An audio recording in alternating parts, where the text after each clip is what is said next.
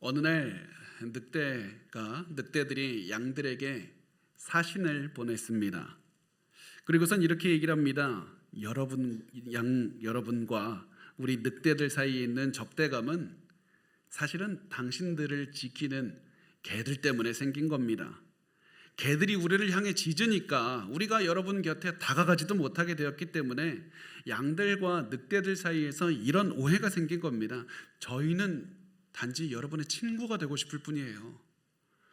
이 말을 들은 양들은 그래? 그러면서 늑대들의 속임수에 넘어갔습니다. 양들은 자신들을 지켜주던 개들을 방패가 아니라 자유를 구속하는 족쇄로 보기 시작을 합니다. 그래서 양들은 개들을 찾아가서 따지면서 말을 했습니다.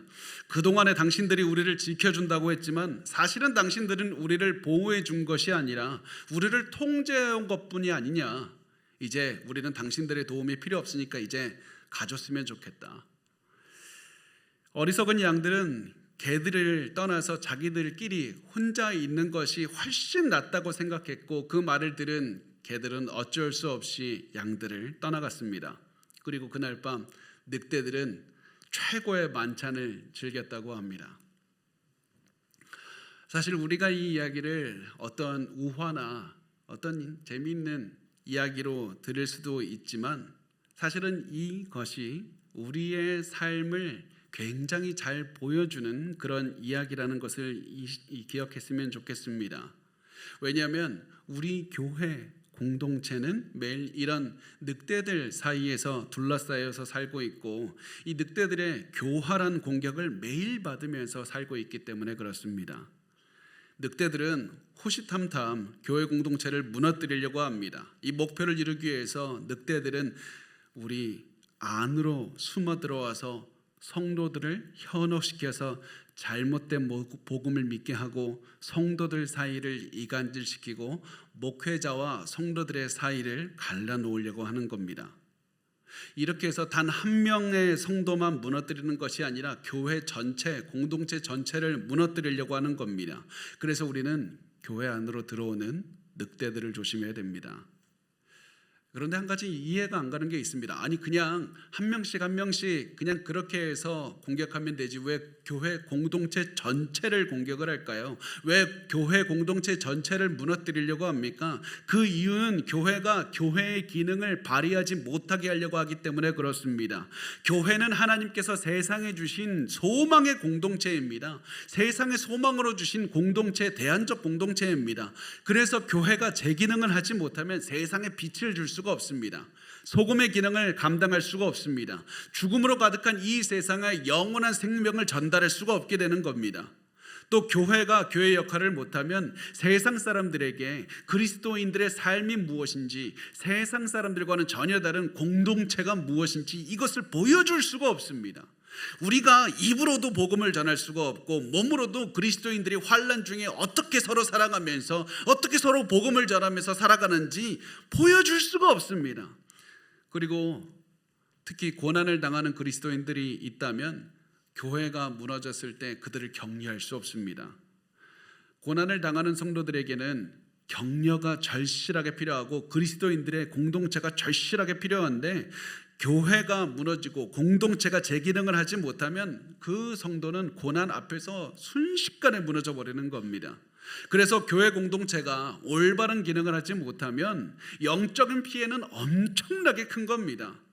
그래서 교회 공동체가 굳건하게 세워지는 것은 나와 내 가정을 위해서뿐만 아니라 이 지역을 위해서도 필수적인 겁니다. 그래서 마귀는 교회를 무너뜨리기 위해서 교회 공동체를 무너뜨리기 위해서 수많은 공격을 하는 겁니다. 마귀의 목표는 교회를 마비시켜서 아무 기능도 하지 못하게 만들려는 겁니다. 자, 그러면 마귀는 교회를 어디에서 어떻게 공격을 할까요? 마귀는 당연히 두 군데서 공격을 합니다. 교회 밖과 교회 안에서 공격을 합니다. 우선 사실 교회 밖에서 하는 공격을 생각을 해보면 그 공격은 사실은 좀 방어하기가 쉽습니다. 정부의 반기독교 정책이 오거나 세상 사람들이 교회를 미워하고 박해하면 비록 그 고난은 견디기 힘듭니다.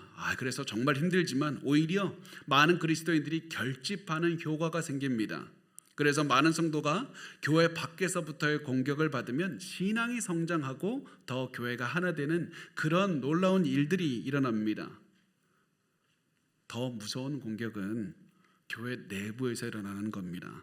교회 성도들을 잘 아는 다른 사람이, 교회 안에 있는 사람이 잘못된 왜곡된 악한 의도를 가지고 교회를 공격하기 시작하면 그 피해는 엄청나게 크기 때문에 그렇습니다. 게다가 교회 내부에서 활동하는 늑대들은 너무 교묘하고 매력 있게 말하기 때문에 사람들이 그 사람의 마음에 이런 악한 말을 하는, 사실은 겉으로 드러나기엔 너무 좋고 너무 사랑이 넘치지만 그 사람이 실질적으로 가슴에 악한 생각이 있는지 좋은 생각이 있는지 파악하지 못하는 경우가 많습니다. 그래서 정말 악한 의도를 가지고 있는 사람들은 걱정하고 사랑하는 듯이 말을 하지만 그 안에는 이단적인 사상이 들어있을 수도 있고 상대방을 이용하려는 그런 의도를 가지고 말을 할 수도 있다는 사실입니다. 겉보기에는 교회를 오래 다니고 직분도 높고 신학적인 지식도 있고 열정도 있어 보이지만 이 사람이 오히려 악한 의도를 가지고 사람들을 대할 수가 있는 겁니다. 교회 안에 있는 늑대들을 조심해야 됩니다. 굉장히 강한 말이지만 여러분 꼭 기억해 주셨으면 좋겠습니다. 교회 안에 있는 늑대의 그런 마음을 가진 사람들을 조심해야 됩니다. 그래서 여러분께 정말 당부드리는 것은 이 마음을 가지고 앞으로 모든 사람을 대해 주십사 하는 겁니다. 그 사람이 저 담임 목사가 되었든지 아니면 매일 만나는 믿음 좋아 보이는 다른 성도님이 되었든지 아니면 굉장히 유명해서 유튜브에도 자주 나오는 신학자나 목회자가 되었든지 여러분 모든 사람을 분별하는 눈으로 주의 깊게 바라보셔야만 됩니다. 그들이 혹시 잘못된 복음을 전하고 있는 것은 아니냐, 잘못된 의도를 가지고 지금 전하고 지금 나를 이용하려는 것 아니냐, 지금 그 사람이 어떤 마음이 있는가, 그것을 잘 보셔야만 됩니다. 그런데 문제가 있어요. 어떻게 분별합니까?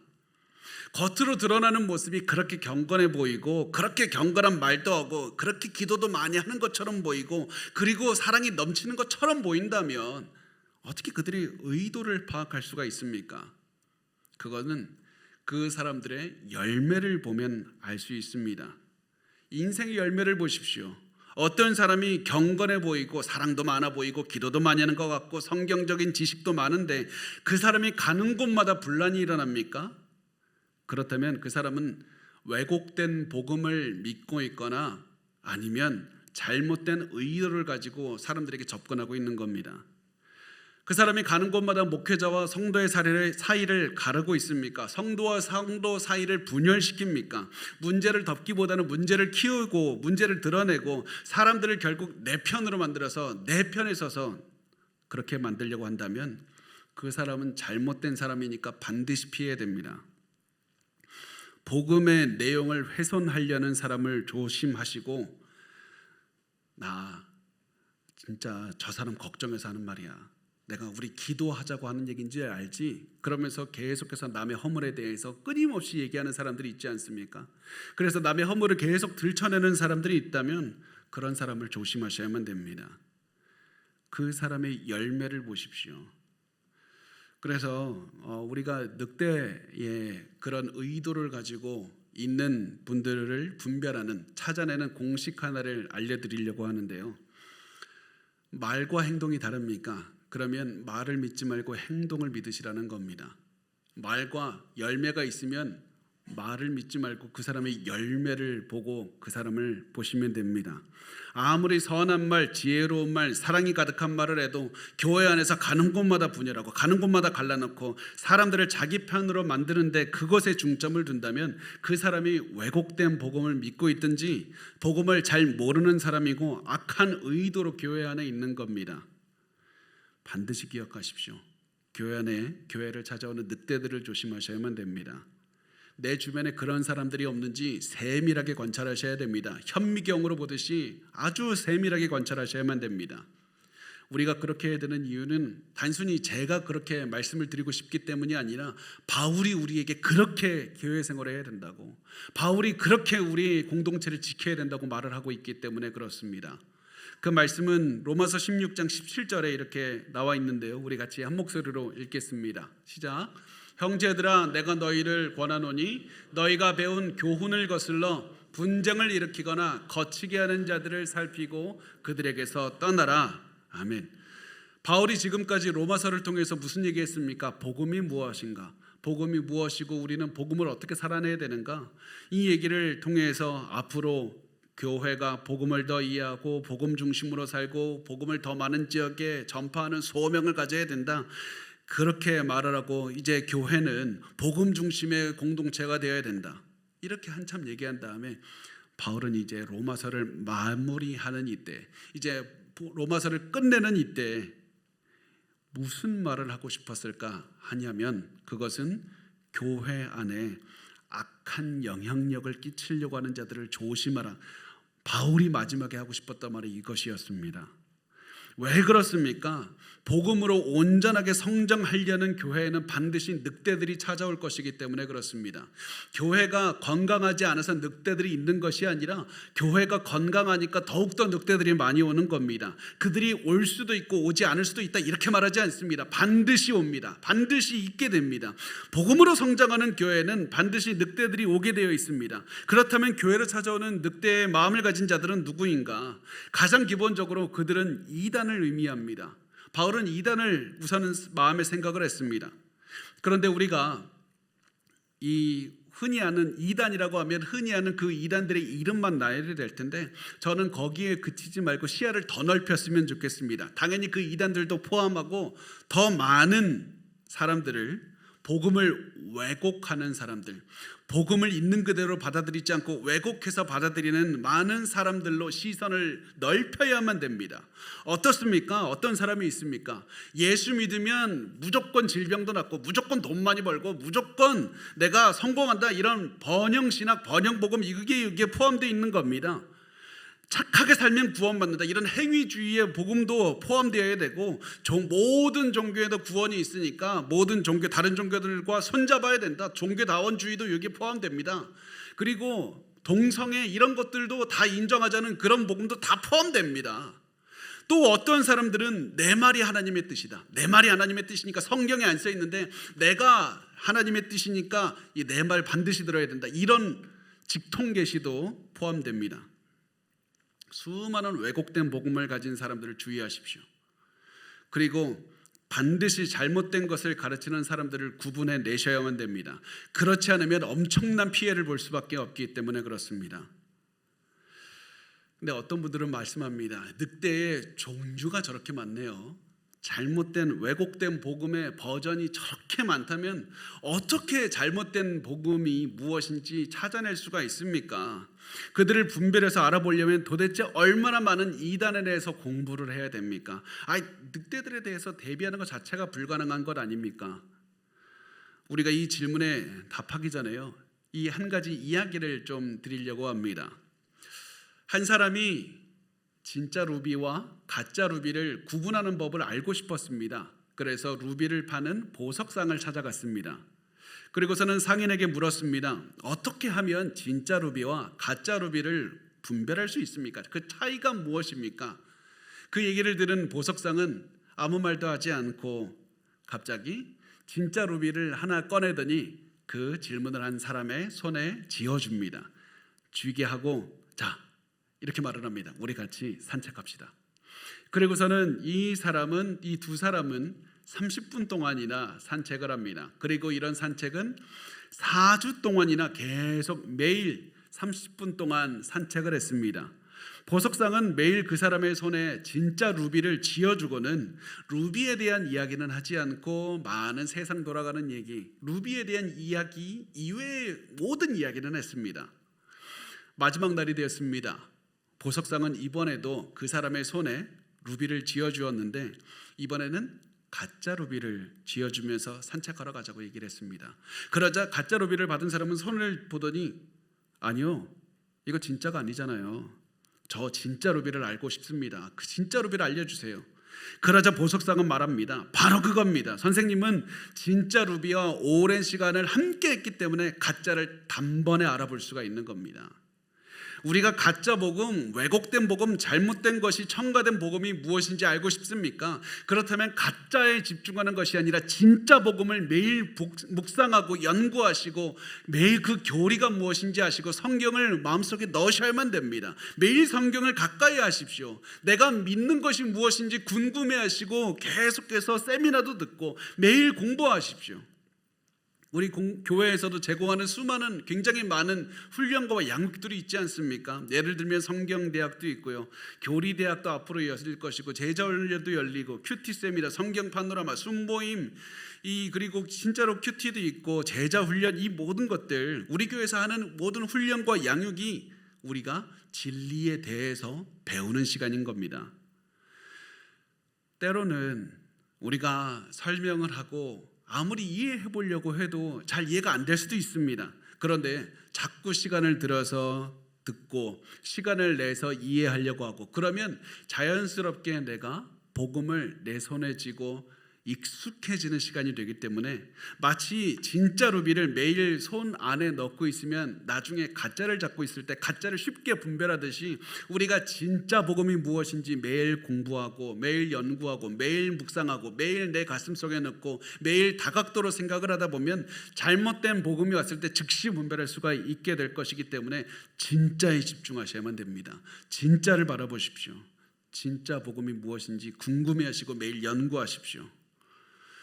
그렇게 해서 우리가 진짜 복음이 무엇인지를 공부하다가 가짜 복음을 전하는 자, 가짜 왜곡된 복음을 알려주는 그런 사람들을 보게 되었을 때, 교회 안에 그런 왜곡된 마음으로 교회에 분열을 일으키고 왜곡된 것을 전하는 사람을 보았을 때 어떻게 해야 됩니까? 우선 여러분 반드시 오해하지 마시길 바랍니다. 우리가 복음을 잘 모르는 사람이 있거나 복음을 왜곡되게 알고 있는 사람이 있으면, 그래서 복음을 알고 싶으면 당연히 교회에서 알려드리고 당연히 포용해야 됩니다. 그런데 왜곡된 복음을 가지고 교회 분열을 일으켜서 공동체를 무너뜨리려는 사람은 바로 이 사람에 대해서 말을 하는 겁니다. 이 사람들은 어떻게 해야 됩니까? 교회를 무너뜨리려는 사람들에 대해서 어떻게 해야 됩니까? 이 질문에 많은 성도들은 사랑으로 품어야죠. 우리 교회 안에 있으니까, 일단 교회 안에 있으니까 품고 용서하고 무조건 잘 해줘야 되는 것 아닙니까? 그들을 이성적으로 논리적으로 설득해야 되는 것 아닙니까? 이렇게 일합니다. 그렇지 않습니다. 그것은 우리는 그렇게 생각할지 몰라도 성경은 그렇게 하지 말라고 합니다. 17절에 아까 보면 뭐라고 써 있냐면, 너희가 배운 교훈을 거슬러 분쟁을 일으키거나 거치게 하는 자들을 살피고 그들에게서 떠나라고 말씀을 합니다.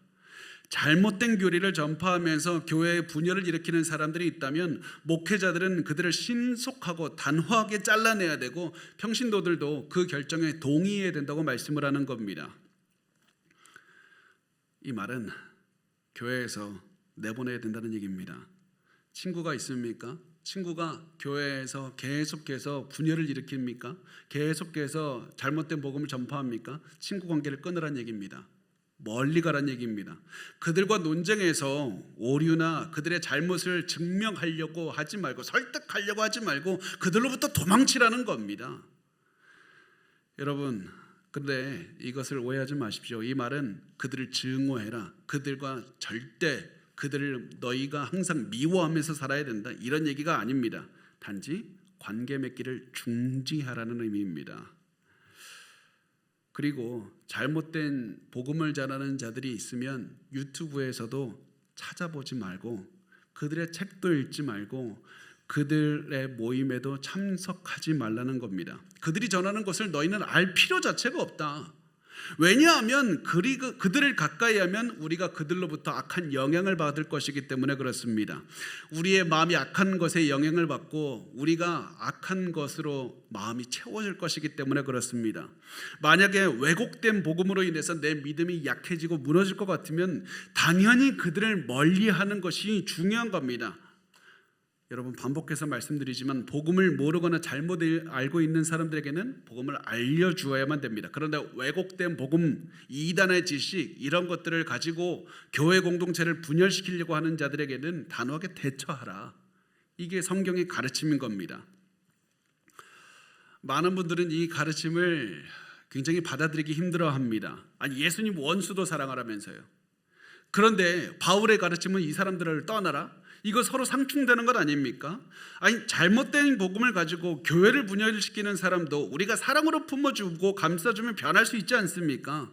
그들을 교회에서 내보내면 누가 그들에게 복음을 전합니까? 이렇게 말씀을 하실 수도 있습니다. 그런데 이렇게 말씀하시는 분들에게 오해하는 것이 있는데요. 하나님의 사랑은 감정적인 것이 아니라 진리에 근거한 사랑이라는 겁니다. 하나님이 원하시는 사랑은 진리에 근거한 것이고 진리를 중심으로 맺는 것이고 진리 복음으로 이끌어주는 것이 사랑입니다.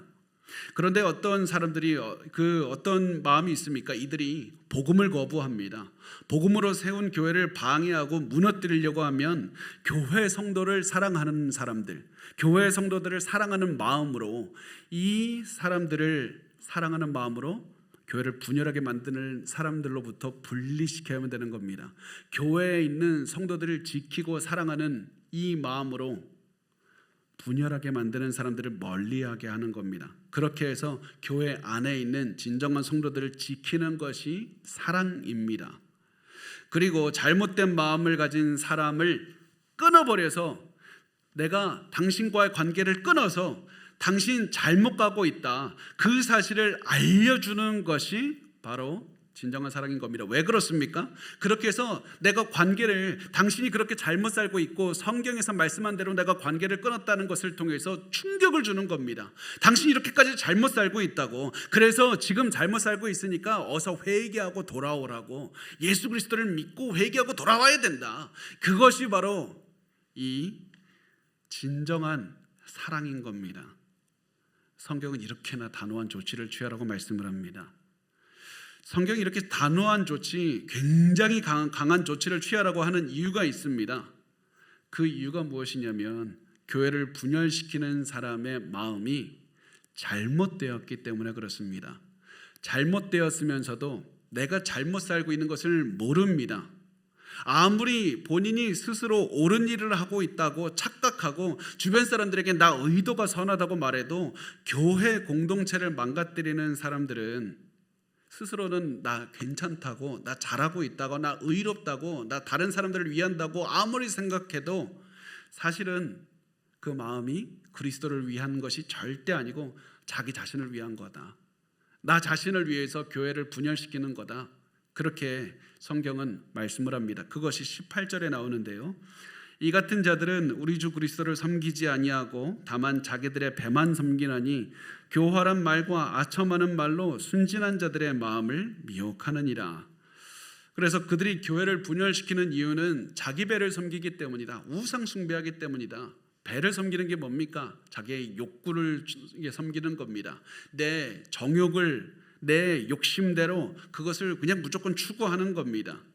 만약에 그들이 진정으로 그리스도를 사랑했다면 진정한 복음을 가지고 있었을 것이고, 진정한 복음을 가지고 있었다면 교회 공동체를 절대로 분열시킬 수 없는 것이다.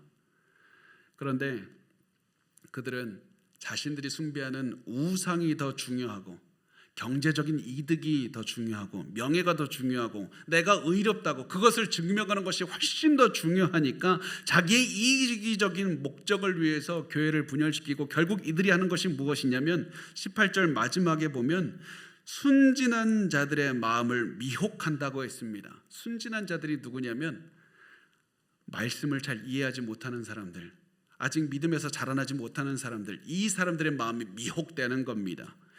늑대들, 그래서 악한 마음으로 가지고 온 사람들은 결국 이 신앙이 자라지 못한 사람들의 마음을 미혹해서 신앙을 무너뜨려 버리는 겁니다.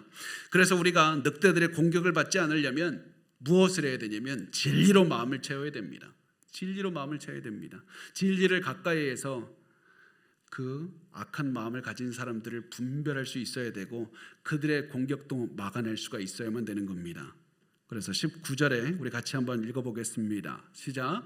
너희의 순종함이 모든 사람에게 들리는지라. 그러므로 내가 너희로 말미암아 기뻐하노니 너희가 선한데 지혜롭고 악한데 미련하기를 원하노라. 아멘. 바울이 한 로마 성도들에게 한 굉장히 유명한 말씀, 선한데 지혜롭고 악한데 미련하라. 어떻게 하라는 겁니까? 선한데 지혜로우려면 어떻게 합니까? 악한데 미련하려면 어떻게 해야 됩니까? 악한데 미련하라는 말은 악한 일을 멀리해서 너희의 마음을 악한 것으로 채우지 말라는 겁니다. 거짓과 속임수와 이단에 대해서 굳이 알려고 하지 말라는 겁니다. 음란하고 더러운 것이 무엇인지 굳이 알려고 하지 말라. 멀리해라.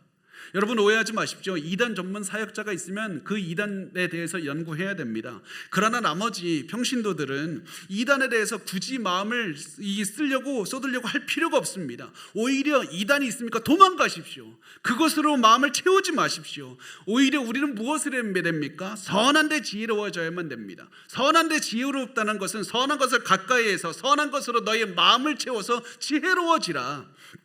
하나님의 말씀을 가까이 하고 교리가 무엇인지 알고 하나님의 뜻이 무엇인지 알고 하나님의 뜻을 매일 묵상하고 그렇게 해서 그것으로 너의 마음을 쏟아야 된다. 그렇게 해서 선한 것으로 우리의 마음을 채우면 지혜롭게 된다. 진리를 더욱더 붙들라. 너희는 선한 데도 지혜로워지고 악한 데는 너희가 몰라도 되니까 미련하라. 몰라도 된다.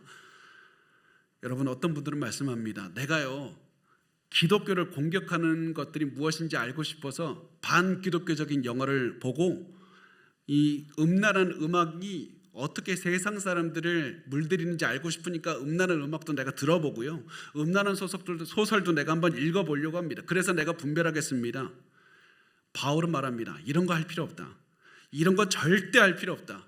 그리고 우리를 이런 것은 우리가 이렇게 악한 것을 보면 우리의 마음을 미련하게 만든다는 사실을 기억해야 된다. 왜 그렇습니까?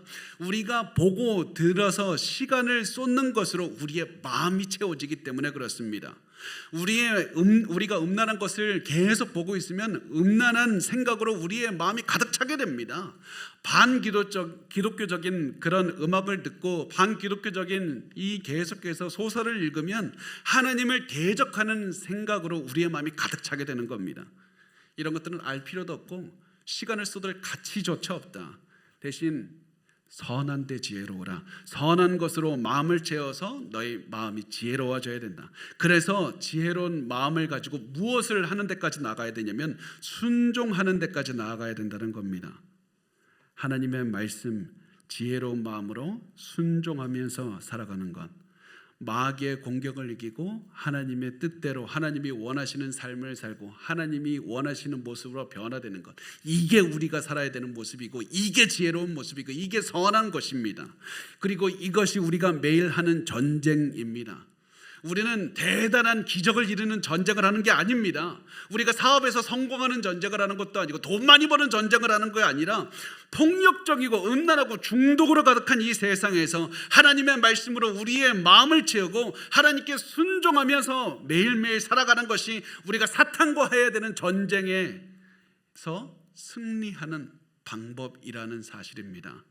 그래서 20절에 이렇게 말씀을 합니다. 평강의 하나님께서 속히 사탄을 너희 발 아래에서 상하게 하시리라. 우리 주 예수의 은혜가 너희에게 있을지어다. 지금 우리가 전쟁 중이라는 사실을 기억하십시오. 전쟁은 참혹한 겁니다. 전쟁은 사방에서 신음소리가 나고 비명이 나고 피가 터지고 수많은 전사자가 생기는 곳입니다. 우리가 지금 사탄과 전쟁하고 있고 우리는 지금까지 해왔고 앞으로도 치열하게 사탄과 전투할 겁니다. 이 전투에서 승리해야 됩니다. 사탄의 공격을 막아내기 위해서 우리가 무엇을 해야 됩니까? 선한 것으로 우리의 마음을 채우고 하나님께 순종하여 하나님이 원하시는 모습으로 계속 변해가는 겁니다. 그렇게 살아가면 하나님께서 사탄을 이기게 해주신다는 사실입니다. 뭐라고 말씀합니까? 하나님께서 속히 사탄을 너희 발 아래에서 상하게 하시리라. 예수의 발 아래가 아니라 너희 발 아래에 상하게 하시리라. 사탄을 너희가 짓밟게 된다. 사탄을 너희 발 아래에 상하게 하시리라. 하나님께 순종하는 삶을 살아내면 사탄이 우리 발 아래 밟히는 겁니다. 그렇게 우리는 매일 전쟁합니다. 그러다가 언젠가 예수 그리스도께서 재림하시면 예수는 사탄을 완벽하게 짓밟으실 것이고 우리는 예수님과 함께 영원한 승리를 만끽하며 살아날 겁니다. 그날이 올 때까지 우리가 해야 되는 것은 계속 진리로 마음을 채우고 선한데 지혜롭게 그런 마음을 채우고 예수 그리스도를 닮는 삶을 매일 순종하면서 살아가는 것, 그것이 우리가 살아가는 겁니다. 그런데 우리 이렇게 살아가는 거 결코 쉽지 않습니다. 그래서 그날이 오기까지 우리가 무엇을 해야 되냐면 선한 삶, 지혜로운 삶을 살기 위해서 하나님께서 주신 선물을 잘 간직해야 되는데 그 선물이 무엇이냐면 교회 공동체입니다. 여러분을 혼자 내버려 두지 않고 하나님께서 교회 공동체를 주면서 같이 손을 잡고 같이 전쟁에서 승리해내라고.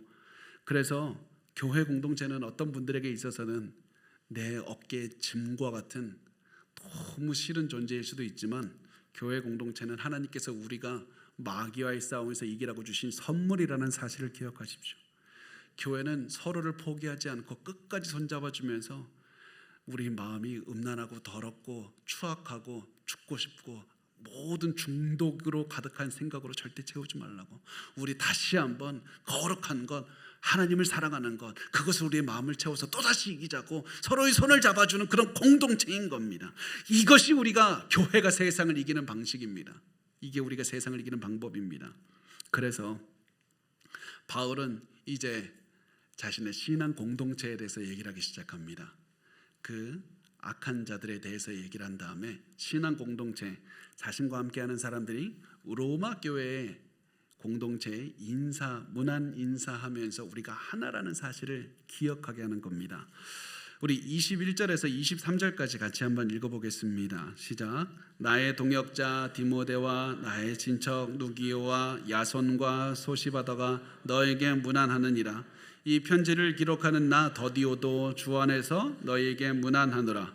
나와 온 교회를 돌보아주는 가이오도 너희에게 문안하고 이성의 제목원 에라스도와 형제 구아도도 너희에게 문안하느니라. 아멘. 우선 바울과 같이 있었던 그 사람들 디모데, 누기오, 야손, 소시바더, 더디오 이 사람들이 있는데요. 디모데는 따로 소개할 필요가 없을 만큼 유명한 바울의 동역자입니다. 누기오, 야손, 소시바더는 그냥 교회들의 대표들입니다. 또 더디오라는 사람이 나오는데요. 더디오의 뜻은 이겁니다. 굉장히 중요한 뜻인데 셋째라는 뜻입니다. 왜 셋째냐면 노예 중에 세 번째 노예라는 겁니다. 첫째 노예가 제일 힘이 세고 둘째 노예가 그 다음에 셋째인데 셋째 꿈은 둘째가 되는 건데 이 더디오는 중간에 노예에서 해방이 되었을 수도 있고 아닐 수도 있지만 중요한 것은 그 사람이 모든 사람이 무시하는 세 번째 노예 출신이라는 것이었습니다. 그 다음에 바울이 가이오, 에라스도, 구아도를 소개하는데요. 가이오는 고린도에서 바울이 전도한 큰 부자였습니다. 에라스도는 중요한 공직자였습니다. 또 구아도가 또 중요한데요. 구아도가 의미가 뭐냐면 잘 들으세요. 구아도의 의미는 넷째. 4번 노예인 겁니다. 그래서 바울의 팀에는 부자와 가난한 사람, 자유인과 노예와 주인과 종과 이 전임 사역자와 공직자와 유대인과 이방인과 모든 사람이 다 신앙의 공동체 안에 들어온 겁니다. 이들은 다 달랐고 복음이 아니면 만날 일도 없는 사람들인데 복음을 위한 사명을 위해서 한 몸으로 같이 일하고 있었던 겁니다. 이게 초대교회 공동체의 모습이었습니다. 우리가 이름도 기억하지 못하는 다양한 사람들이 복음 하나를 중심으로 모여서 진리를 전했고 함께 포기하지 않고 손을 잡아주었고 거짓과 싸워낸 겁니다. 초대교회는 이 이름 없는 사람들의 공동체를 통해서 영적 전투에서 승리했고 복음을 증거하고 선교할 수 있었던 겁니다. 그래서 우리가 지금 이 시간에 복음을 믿고 그들의 피와 눈물과 땀을 통해서 우리가 이 자리에서 하나님을 찬양할 수 있게 되는 겁니다. 우리가 살아야 되는 삶도 이와 같습니다. 우리도 각자 복음을 믿고 복음을 전하는 소명을 위해서 손을 잡고 함께 일해야 됩니다. 그러면 하나님께서 우리를 지켜주실 뿐만 아니라 교회를 통해서 소명을 감당하게 해주실 겁니다. 매일 더 많은 사람이 우리를 통해서 복음을 믿고 이 지역에 복음을 믿는 사람들로 가득 넘치게 하실 겁니다. 이것이 초대교회의 모습을 통해서 우리가 배울 수 있는 겁니다. 이렇게 해서 바울이 로마서를 통해서 하고 싶은 모든 말을 끝냈습니다. 바울이 이때 어떤 마음이었을까요? 이 대작을 마친 다음에 아마 이 시점에서 바울은 아마 감격이 겨웠을 겁니다. 그러면서 자신이 지금까지 쓴 모든 것이 기억에 났을 겁니다. 그리고는 가슴이 벅차오릅니다. 왜냐하면 하나님께서 이 엄청난 일들을 이루셨다는 그 큰 것을 보게 되고 그 큰 하나님의 그림 가운데 나를 사용하셨다. 그 놀라운 기적을 바라보게 되기 때문에 그렇습니다. 그럼 바울의 생각은 이 말씀에서도 드러나는데요. 우리 마지막입니다. 25절에서 27절 같이 읽겠습니다. 시작. 나의 복음과 예수 그리스도를 전파함은 영세 전부터 감추어졌다가 이제는 나타내신 바 되었으며 영원하신 하나님의 명을 따라 선지자들의 글로 말미암아 모든 민족이 믿어 순종하게 하시려고 알게 하신 바 그 신비의 계시를 따라 된 것이니 이 복음으로 너희를 능히 견고하게 하실 지혜로우신 하나님께 예수 그리스도로 말미암아 영광이 세세 무궁하도록 있을지어다. 아멘. 하나님께서 창세기서부터 메시아를 보내실 것을 약속하셨고 구약의 수많은 선지자들을 통해서 하나님 선지자들을 통해서 계속 메시아가 오신다고 약속을 하셨고 많은 시간이 지난 다음에 하나님이 인간이 되어서 메시아로 탄생을 하셨습니다.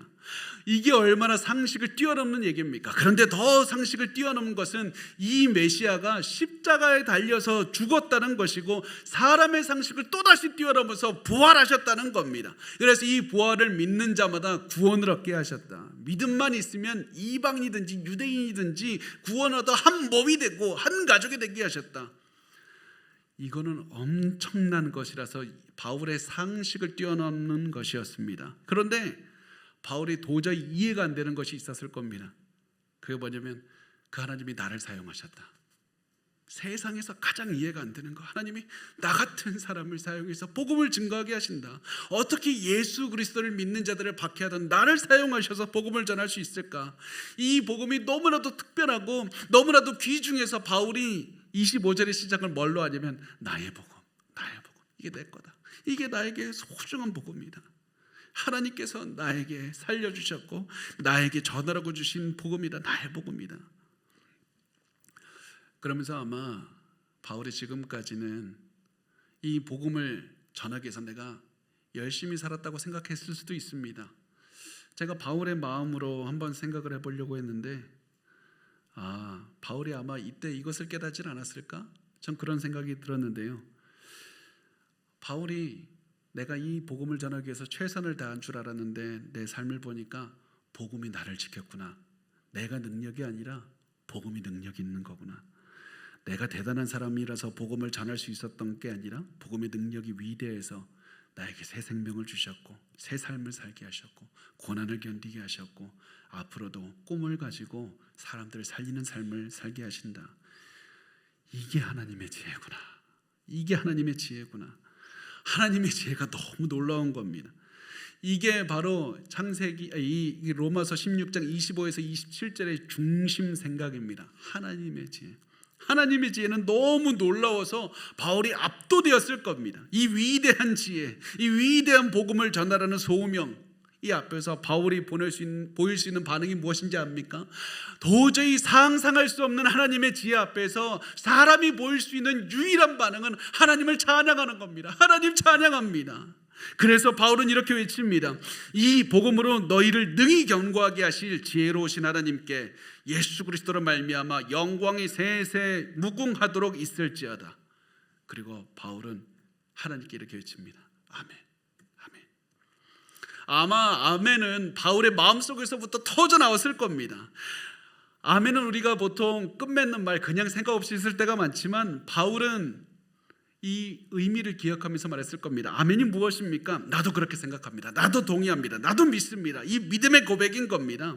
바울은 지금 아멘이라고 한 것은 단순히 그냥 항상 쓰던 이게 말 어느 습관으로 그냥 나온 것이 아니라 하나님의 지혜와 하나님의 영광을 향한 확신 가운데에서 기뻐하면서 아멘 했을 겁니다. 앞으로 하나님 나와 함께 하신다는 사실을 확신합니다. 아멘. 하나님의 모든 지혜와 계획을 다 이해할 수 없지만 복음이 진리라는 사실과 하나님이 지혜로 나를 인도하신다는 사실을 믿습니다. 아멘. 그러므로 나는 하나님의 영광을 위해서 내 삶을 헌신합니다. 아멘. 이런 마음으로 마지막에 아멘 아멘 불렀던 겁니다. 그리고 저는 확신합니다. 이 자리에 있었던 모든 사람이 같이 모여서 기도했을 것이고 찬양하고 예배하며 아멘을 불렀을 겁니다. 바울이 이런 인생을 살았기 때문에, 바울이 이런 공동체와 함께 있었기 때문에 강력한 인생을 살 수 있었던 것이고 많은 사람들을 하나님께로 이끌 수가 있었던 겁니다. 우리 사랑하는 호산나 교회 성도 여러분, 오늘 우리가 기억해야 될 것은 한 가지입니다. 오늘 말씀을 보면서 복음으로 마음을 채우고 교회를 지키고 하나님의 영광을 위해 살아갑시다. 복음으로 마음을 채우고 교회를 지키고 하나님의 영광을 위해 살아갑시다. 늑대들이 교회를 공격해도 우리 진리로 무장하고 진리를 우리 서로 마음에 심어주고 계속해서 격려하면서 사랑할 때 우리 반드시 승리할 수 있습니다. 복음을 마음에 두고 하나님의 영광을 위해서 살겠다고 헌신할 때 우리의 연약함을 뛰어넘어서 하나님이 원하시는 삶을 살 수 있습니다.